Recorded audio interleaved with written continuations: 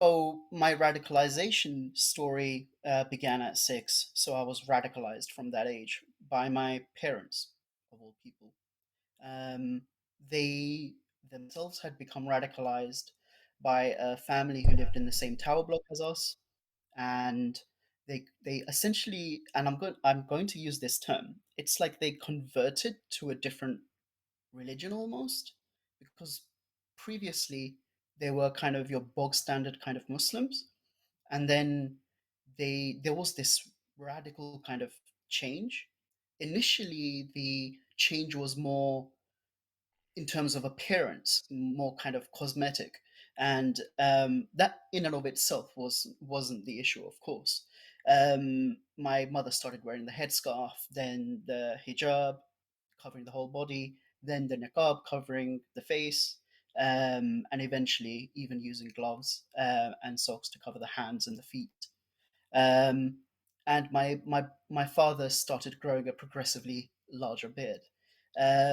In and of itself, completely innocuous. But that's when the more troubling things or the more concerning things began. I started being taught that it is a duty upon every single Muslim to fight violent jihad, that there is a never ending war between Muslims and non Muslims, that Britain is the enemy, that you are living in enemy territory, um, that you should hate your country and you should hate all non Muslims, um, and you should live your life like that. Now, as a 6 year old who didn't have much kind of critical thinking capacity, I believed it. Yeah, I makes took it sense. wholeheartedly. Yeah. Told me not to be friends with non Muslims.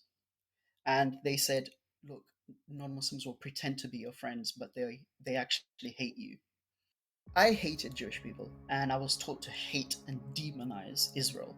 Israel was this thing that was like the epitome of all evil. For instance, Jewish people want to kill Palestinians and Muslims for the mere pleasure of killing them. The Israeli authorities are running the world and trying to destroy Islam. I started being taught that it is a duty upon every single Muslim to fight violent jihad. Britain is the enemy, that you are living in enemy territory. Do you think there's widespread support for Hamas among the Palestinian population? Absolutely. That's kind of like a given for me, even in the West Bank, unfortunately. Yeah.